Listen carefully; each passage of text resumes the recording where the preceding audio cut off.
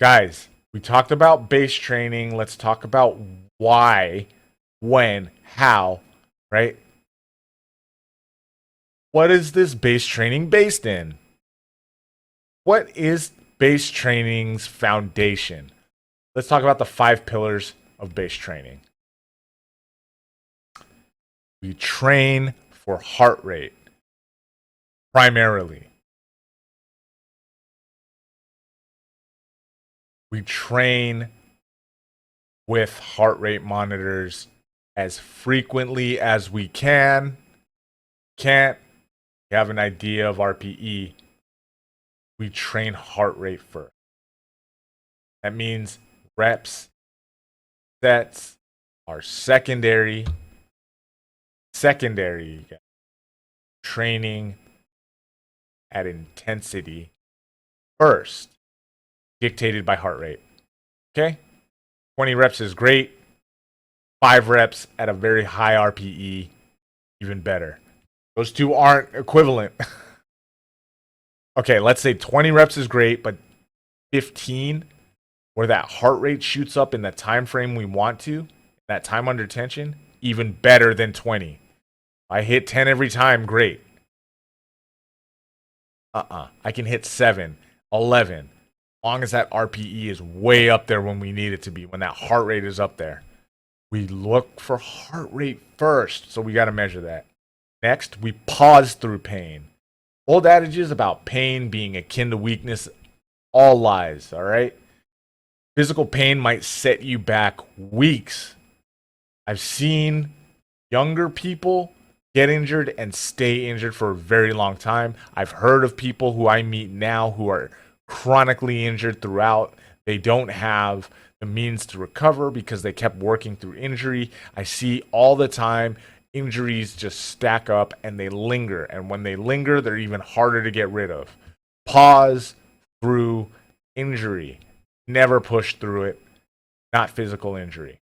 Mental toughness is different. You want to be fresh, not fasted.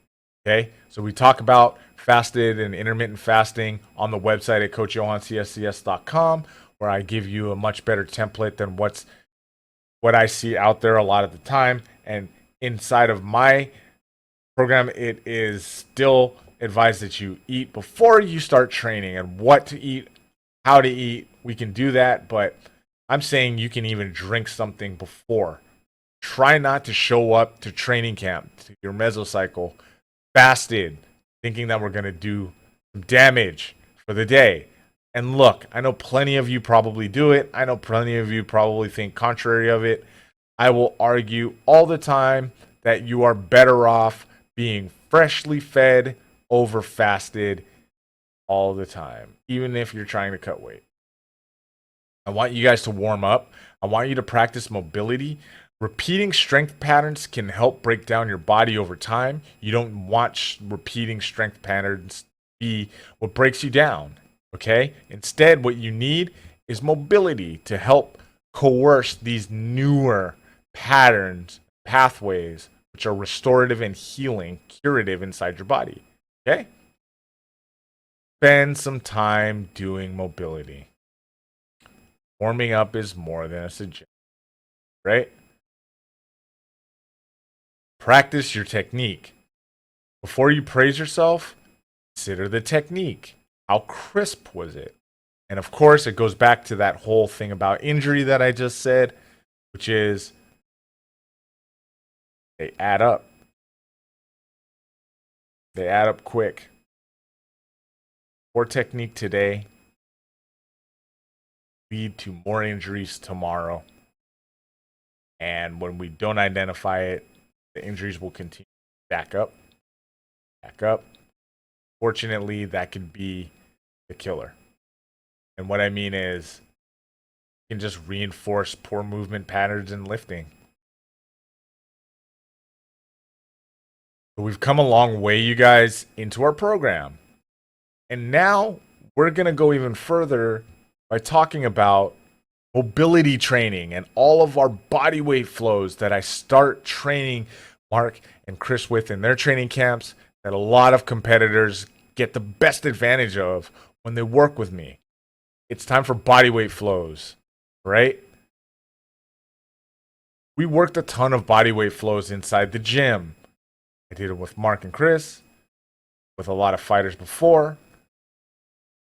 Body weight flows are, they dial your mind and your body into the same core place that they need to be. They get your core going. They rebuild those movement patterns that we talked about. They're perfect antecedents to an intense day of work. They are a very good means to recover and be in active recovery. They're so versatile once we learn a bunch of them. I use them with precise movement. I emphasize torque of the body, tightening the core, staying nice and plumb with the body. Movement flows or body weight flows, which are a combination of,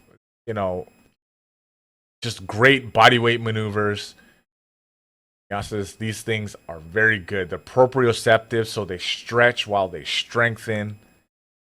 And all the time I practice these in my own training for myself, I've picked up massive gains. So this is how we get started inside of the C4C program when we condition for competition, right? And here are some things I want you to know. I want you to flow with proprioception in mind. The words in red are key terms that you're going to go and look up on the website. Short order, proprioception is all about pressure. So one side of the body might be stretching. So right now, if you take your hand and you bend your wrist so that the palm of your hand approaches the top of the ceiling, two things are happening. Two types of contractions. A lengthening contraction and a shortening contraction. Oftentimes, the two are assisting each other. The more that this side strengthens, this side lengthens. That is ostensibly what we're talking about when we talk about proprioception. If I have a maneuver where I'm able to move my wrist back and forth throughout a full quality range of motion and movement pattern, I am using the stronger side of one to lengthen the weaker side of another, or vice versa. Proprioceptive movement. Think about that when we do our body weight flows. Flow with tempo in mind. I'm never going to do a flow where I'm tapping my shin and then go fast and then back to slow within the same set. Okay? I'm going to do it as evenly as I can to promote that movement pattern, to promote that joint angle and many joint angles that need to be strong and healthy. I'm not going to be herky-jerky about it, as they say, because, if I notice that a joint pattern is compromised or slower, I move slower range of motion throughout. Again, promoting blood flow and movement. I want to flow with healing in mind, meaning I'm flowing not just to get the blood flowing, but also to repair my body. So I want to put my body in positions that are reparative and curative, not damaging. Attention to rotational forces over shearing forces.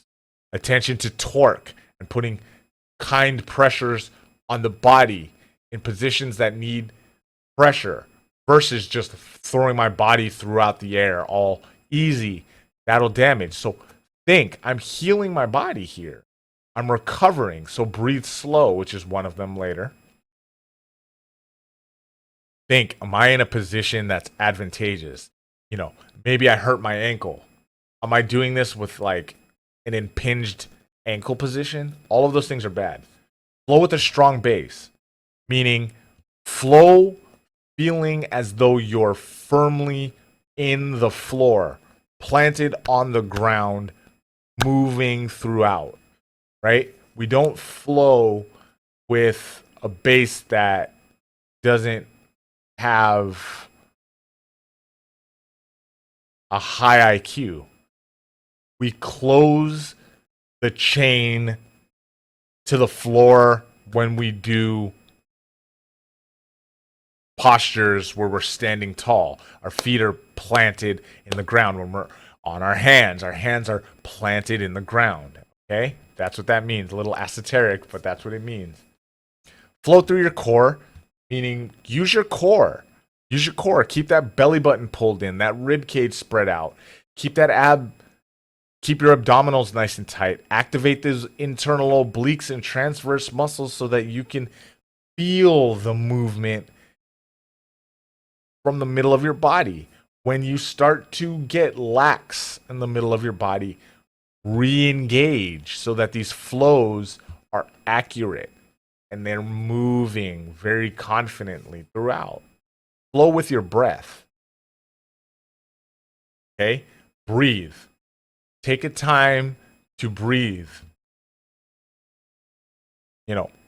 3 to 5 seconds in, 3 to 5 second hold, 3 to 5 seconds out, 3 to 5 second reset. Okay? The, lionized box breath. A good way to do it. But when we line up the body in a plumb position or in a plank position, typically where the head all the way down to the ankle bone are in a line, perpendicular or parallel to the floor, you might inhale, contract that diaphragm, and let those, when you inhale, you relax the diaphragm. Those lungs get bigger and you have more air. You're also rigid in the spine, in the abs and core. So to the spine. So we're flowing with breath. So those are our 6 rules for body weight flow.